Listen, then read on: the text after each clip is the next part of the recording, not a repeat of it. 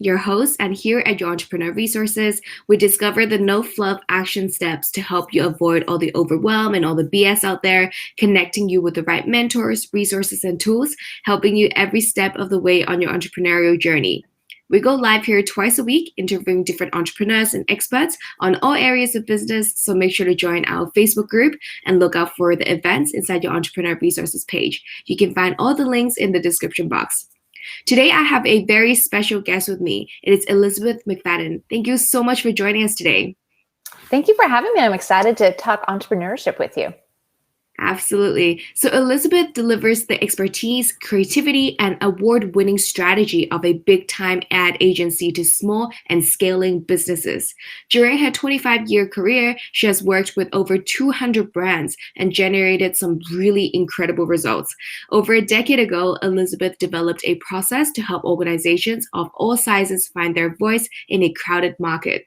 In this interview today, we're going to be discussing why your brand strategy drives everything and how you can create a brand to scale your business. Super, super excited for this topic. But before we get started, could you please share about your business and your journey with us? Yeah, so I've actually been an entrepreneur for about 15 years, and I really started it because I saw a need in the marketplace for an ad agency that could work with small businesses. Really, up to that point, businesses, even though they needed to build a brand, they needed to create campaigns and do marketing, but a traditional ad agency really couldn't accommodate them. And so I started my first business 15 years ago. And then 8 years ago, I merged my business with another company. And then we later rebranded to Novella Brand House. And then now I own the company completely, and we're based in Kansas City, Missouri, but we work with clients all over the United States and really the world. That's so incredible. And do you mind me asking, what kind of companies have you worked with in the past? Like some of the most interesting projects you've ever been involved in? Oh my gosh. So it's funny because Kelly, who is our director of marketing strategy and account service, she always jokes. She's like, we can work with anybody because we have. We've worked with companies from so we have a client that they've been with us for about 10 years, and they create wastewater management, like the pieces that are a part of that process. So, I mean, a very kind of unsexy category, but I mean, it's needed, obviously. So everything from that, so they're manufacturing, they're business to business. We've worked with quite a few companies that are food and bev. So like distilleries, whiskeys, beers, that type of thing. We've done a lot of work with commercial development, commercial real estate, almost like lifestyle marketing. So for entertainment districts, shopping centers, that kind of thing. And so, I mean, quite a range from B2B to B2C, from startups and, some that are super well funded, some that are not, they're really just bootstrapping it, all the way to, much larger clients. We worked with a client last year that we were helping them scale. They were scaling from 120 million to 150 million. What's interesting is that no matter where you are in that whole revenue, whether, again, you're a startup, you're just trying to make it to your first million, or you're well beyond that, you still have to have the basics of marketing and branding down and those systems down. So again, no matter the size of the company or even kind of what category they're in, it's really all about the basics of branding and marketing and having those processes in place. I love that kind of transition into branding that you just did. It is so important, 100% for, like entrepreneurs, solopreneurs to huge brands, because branding is definitely one of the most important factors that go into your business. Because if people can't recognize you, what are you doing? Right. So, yeah, I feel like a lot of people talk about branding in terms of, colors or font or, their logos. What elements do you think are the most important that go into? So I love how you phrased that, because so much of the time, I remember one of our clients, and in fact, she's still a client of ours. She's been a client of ours for, really from a client of mine to even now. So I worked with her for almost 15 years, and I've seen her company grow over that time. But when we very first started, I said, okay, well, do you have a brand? What does that look like? And she was like, oh, well, I have this logo that I really love and these fonts. I'm like, no, no, no, no. Who's your audience? What's your why? Do you have any brand messaging? And she just looked to me like, no, that's my brand is my logo. And so I love that you ask it that way, because so much of the time companies or entrepreneurs do just think of their brand as just the visual piece. And we really call that the visual brand. So to your point, the logos, the fonts, or the type, what that looks like, the colors, the primary, the secondary colors, even photo style, that type of thing. Anything visual that somebody might recognize of your brand, that's part of the visual brand. But there's really actually two other components to it. The other component is the positioning or the messaging. So the positioning is, what is it about your product or your service that solves your customer pain points the best, the easiest, the fastest, whatever that might look like, right? It's what is your unique solve in the category for your audience? How are you serving them uniquely? And you don't want to compete on price. I think a lot of times people think positioning is price-based, but it really centers around your audience and their pain points and how you're serving that. And you want to do it in a way that nobody else is doing that, because you need to differentiate yourself. So there's that. And then the third component that I feel like nobody ever talks about, even if they do talk about messaging and the logo, is the experience. So you have to be able to deliver on what you say your product or your service is. We also call that the brand promise, but it's, again, what are you going to deliver on? And then how do you do that? And what, if you're in your customer's shoes, what is that experience like for them? And so that's when your customer thinks about your brand, they're thinking about all of those components. So it's important to and again, I stress, even if you're just starting out, and maybe you're just starting out on Etsy, like you're really starting out super small. At this point, maybe it's just like your side gig. It's still important to think about what your brand is and be conscious about how you're building that brand.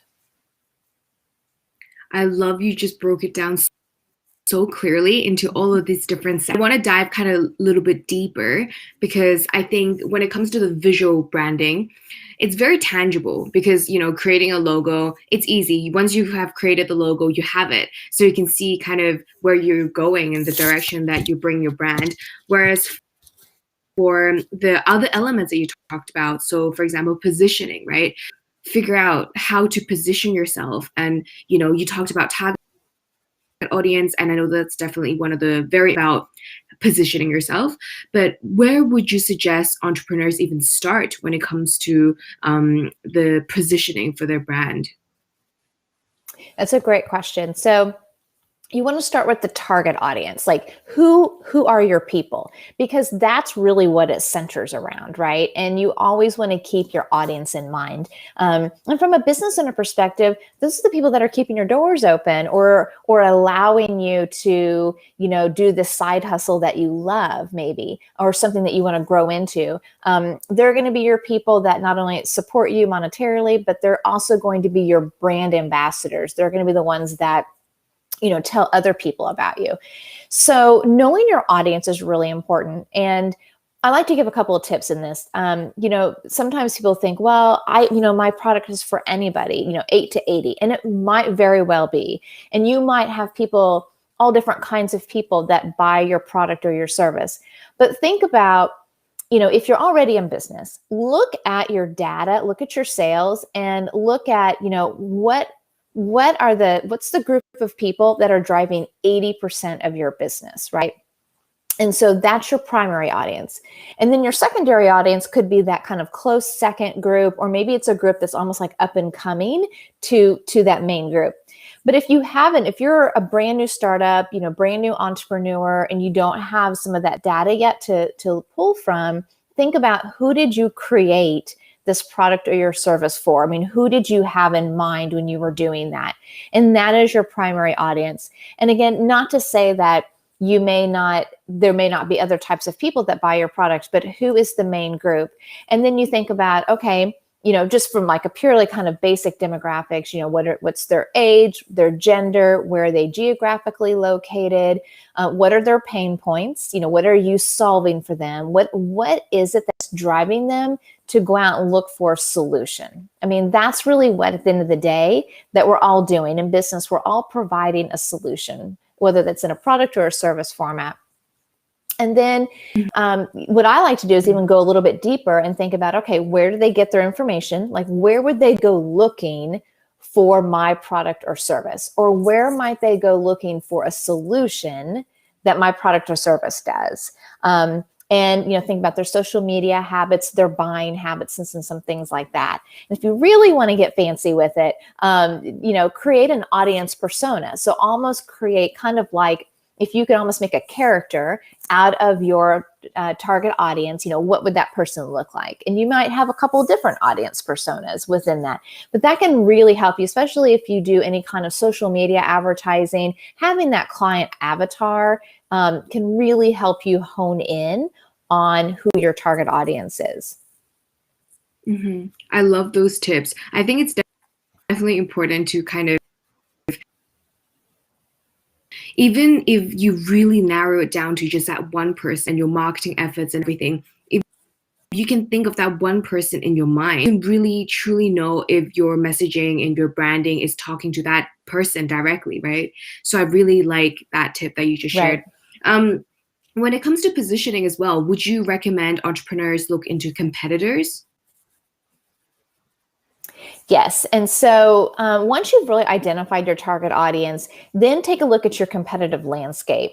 And, depending on what that might look like for you, if there are a lot of competitors in your space, choose maybe the top 5 and put them in a chart and do a SWOT analysis. What are their strengths? What are their weaknesses? What opportunities are probably out there for them, or maybe you see them pursuing, and the threats, right? The threats to them.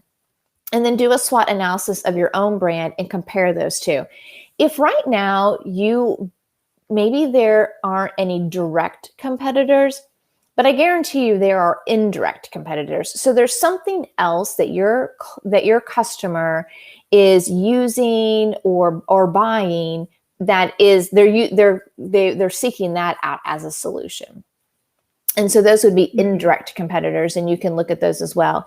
And then once you lay your SWOT analysis, your strengths, weaknesses, opportunities, threats against your competitors, you can very quickly see where you are, where your strengths lie and where you need to build that positioning around.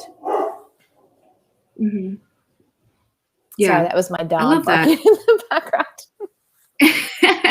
No worries. Okay, so that definitely, I've never really thought about doing the SWOT analysis, but I think that's such a good tip.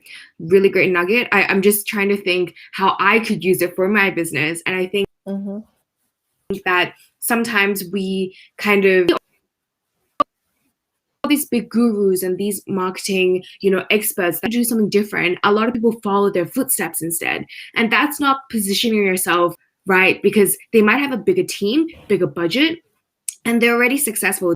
They're already out there. So instead of follow steps, I love that you brought up the SWOT analysis. That just really kind of, you can see what they're doing right and maybe do some of those, but at the same time, realize what they're doing not so well in and target those areas. So I love this tip that you just shared. Awesome. And so we talked about positioning, and we've got, so when it comes to messaging, I love that you also talked about the why element, right? So do you mind just telling us a little bit more about, the why and tying that into your messaging? Yeah. So, when you think, put yourself in your customer's shoes, or just when you're a customer, right? You first hear about something and you understand, okay, what is it that product or service does? Or you understand, okay, I understand how this could possibly help me. But then, you need to have that reason to buy. And, what is it that's going to make me buy today or even next week? But what's going to make me pull the trigger? And so that why is explaining to somebody, why your product is the best for their need. Why is it that maybe, maybe your customer is providing organic options, food options is really important to them. And right now, whatever it is that you're selling in that space, there's not a lot of good organic options. And so yours is that. But it's that key piece where you are different than the competitors, and that, it's like why this product or service is the one for you. And usually that will tap into not only their pain points, but some things that motivate them as well. So that would be a great second step to, once you figure out your target audience and understand what they need, then you can hone and reach them. So I think, I don't know if this falls under messaging. I'm just, I'm like a student of yours right now. I'm just trying to ask questions that, like people might be thinking as well. But a lot of the time it comes to, the written words or audio. It could come in a lot of different forms. And people might be thinking, okay, so that comes to the about page on my homepage. But would you say that messaging kind of goes into a lot more different, like a lot more elements? For example, social media, your copy, even the images that you choose. Like, how do we even convey messaging, not just saying, hey, this is what we do, but kind of more subtle way of, coming across and kind of reaching out? Right. Great question. So when we create brand messaging for clients, we break it down into really 3 areas. So the first thing that you're going to do, once you've figured out your positioning, so once you've figured out like, okay, this is really where we can compete, in the marketplace, right? So you're going to create a brand statement, and I also refer to it as an opening line. So think about if you're in a networking situation, or perhaps if you're on Clubhouse and, it's your turn on the mic and you're introducing quickly what your company does. So that's what that is. It's who you are, who you serve, and, your why, your unique solve for your customer. So the idea, and you don't want to get too creative here. You just need to be very clear and simple, because the idea is that within 10 seconds, somebody knows, okay, I know the name of this company or the name of this brand. I know what they do, and I know why they're different. It's essentially what they need to walk away with. And if they're your target audience, there's going to be something in that. They're going to be like, oh, wait a minute. Okay, this is something that's possibly a solution for me, or something I've been looking for. But we all need more information than just that. So we determine 3 key messages. So it's really 3 key points that you want to make sure you get across to your audience, or that maybe somebody might kind of follow up with, like 3 key points that they might need to know. And the reason we say 3 is because people remember things in 3s. So and everybody's key messages could be a little bit different, but here are some things that you might further kind of discuss in your key messages. You could talk about your process. If you've got a patented process, a proven process, something like that, you might mention that in your key messages. If you need to go into a little bit further explanation about your unique solve, like why you're different, why your shoe is all natural and it does this or that, whatever it might be. If you might talk about your secret sauce, we call it. You might talk about how this product or service is going to change that person's life or your audience's life, and basically why they can't live without you. So those are the types of things that you might talk about in those 3 key messages. And you want to think about it like, what would be the 3 key follow-up things that somebody would want to know, right? And then we have what we call supporting points, because there's always more that we want to say about our product or our service beyond just 3 things. And so those are supporting points, and those could be, they could vary. They could help support those 3 key messages, or they could be more category, like, okay, when I'm using this product, these are the key messages we talk about, whatever that might be. That's really the core of your messaging. And to your question about like, where do I use this? You really use it everywhere. And when we create brand messaging, and we teach this in our course called Novella University, we teach you how to write messaging that's actionable, that's like real copy that you could, it's almost like, you copy and paste and you put it on your social. It could be like evergreen copy on your social media post. It could be, to your point, your about page, part of your about page right up on your website. If it could be like in a brochure in collateral, it could be any, like maybe in a sales pitch, like any time that you're using copy to talk about your company, you would use the messaging from the brand strategy. And really what makes our approach different from a lot of other branding agencies is that, yes, we're kind of high level in terms of like, here's like overall your positioning. But at the end of the day, every company needs messaging that they can then, to your point, put on their website and put in their social media or wherever they're using it, that's on brand, and that is copy that their audience understands. It's not written in maybe like the business speak that maybe that brand uses, like behind the scenes. It's written in language that their audience understands and the types of words that their audience uses. Mm-hmm. And I love that you just gave us an example, because you're talking about messaging and you just gave us your company's process, I would say, or your statement about Right. how you are different from other companies. So that kind of ties into the whole entire branding strategy branding strategy that we're talking about. So yeah. And so that is messaging. We've got the statement, the process, and also the supporting statements. Is that the three that I'm hearing? Right. Yeah. Yes. And so sometimes you might also have a tagline in there. And then we've got the experiences. I'm sorry, right? I missed part of that. Oh, I was just going to say, we've got the statement, the process, and the supporting statements. And did you say tagline as well? Yes. So a tagline isn't necessarily like you have to have a tagline, but it can be a great thing to have if it's almost like a little shortened piece of your brand statement, especially if your company's name isn't super descriptive to what you are. It's a great thing for if somebody sees your logo and your name, then you have a quick little tagline that if somebody saw that, they're like, oh, okay, I can understand what that company does, or, what category they're in. Sometimes clients will sometimes brands will create a tagline and then that is their tagline forever. Other companies like to switch them out, but they almost become like campaign headlines or campaign tags. You can really approach it either way. Like I said, you don't have to have a tagline. I think a lot of times it's a nice to have, but what you do have to have is you have to have that brand statement and you have to have those three key messages for sure. That's a non-negotiable. Mm-hmm. Yeah, absolutely. Do you mind sharing, do you have a tagline for your company? Scale with strategy. And then so that's our main tagline. Yeah.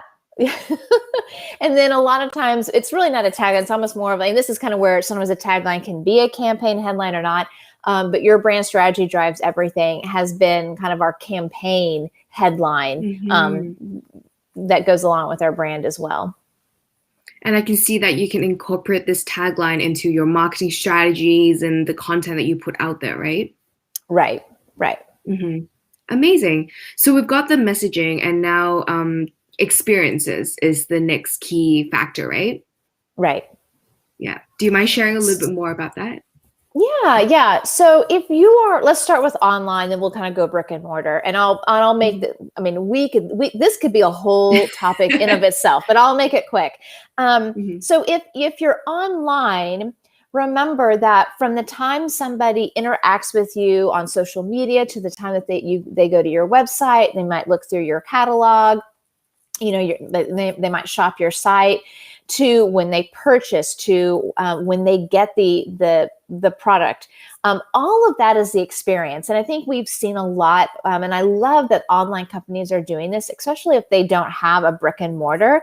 Client or customers want the experience of something. And so there's a lot of attention paid to, if I order something from an online site, that when I get it, almost that like unboxing feeling and what that looks like. And so we've been working with a lot of clients that they're like, okay, I don't want to just send it in like a, brown box. Like I want this to be an experience in of itself. So that's kind of like, thinking about it, the experience really starts from the time that somebody starts shopping. Maybe they don't even buy yet, but they're just shopping your website, all the way to when they get the product, they unbox it, they use it, they wear it. And then, I mean, God forbid anything happen, but if somebody has to, interact with your customer service or whatever that is, again, all of that, every touch point of your brand, and this is a great way to remember it. Every time they interact with your brand, maybe every time they wear the shirt or they wear the glasses or whatever, that's an interaction with your brand. And that's the experience. And from a brick and mortar standpoint, it may also kind of start online if they maybe, shop or interact with the brand. But once they step into your office, if it's like more of a service situation, or if it's a product, or if they're shopping a store, again, that experience of, how somebody greets them, to what it's like to shop in your store, to, again, kind of all the product things. Or, that feeling they get when they're there. All of those things make up the experience. And you don't want to, let any of that just be to chance, or not give any of that, the attention that it deserves. Absolutely. I love that. So I'm curious to hear what you have to say about this. A lot of the time, especially with the pandemic, businesses are obviously taken online. And for entrepreneurs that's listening right now, maybe they run service-based businesses and there's no physical product, put that personal touch there. How would you suggest they convey their brand, keep a good relationship, and, really get personal with their audience through online channels? So I think there's a lot of opportunity with social, and not just thinking about like, what do we post all the time out there, but how can you really engage with your audience? Whether that is through like Instagram lives, or, Clubhouse is a great opportunity, especially for service-based businesses. Yeah. I think it's a really good opportunity for people to see your expertise, to interact with your brand, to start to build trust. I mean, that's at the end of the day, especially when it obviously pertains whether it's a product or a service, but even more so with a service, there's just a huge level of trust there that has to be built and nurtured and maintained. And so a lot of times people are looking for that through social media, and it could be, and we kind of talked about a little bit like, some platforms like Clubhouse are so much interaction like that. Or if you do things where it's like an Instagram live, but it even is in the DMs or any sort of messaging on those apps.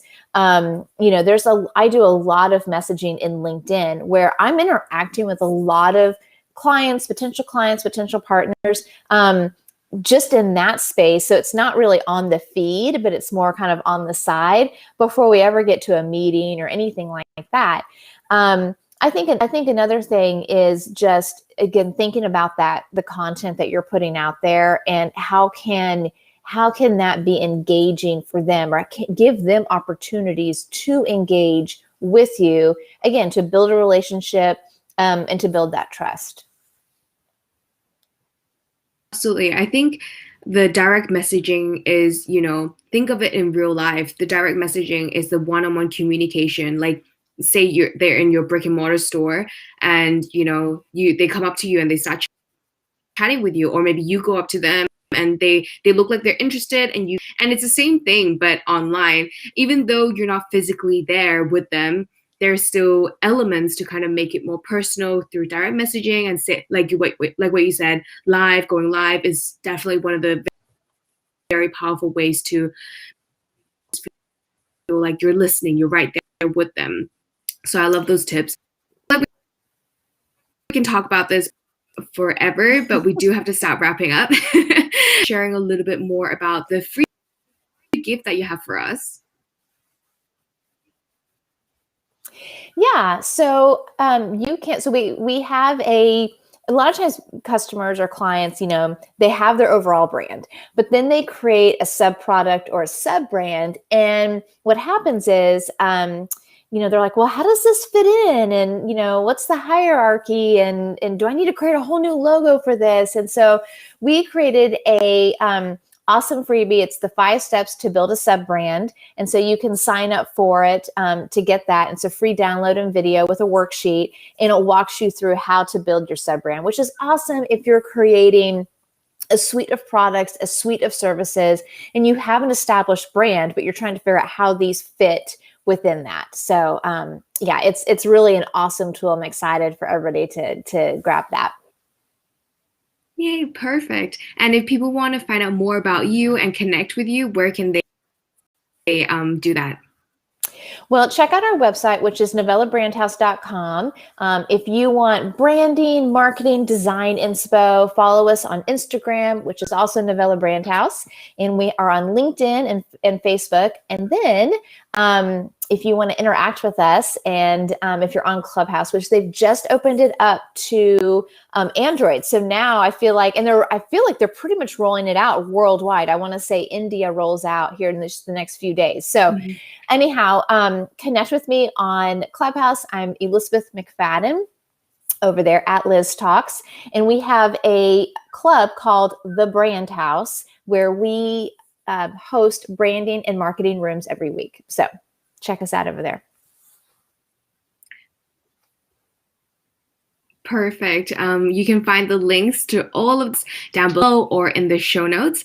Thank you, Elizabeth, so much for being here on Resources Show. I'm sure a lot of us have walked away with so many tips, and in case you missed some of the show notes, we have our live interviews with experts here twice a week, so make sure to stay tuned and join our community.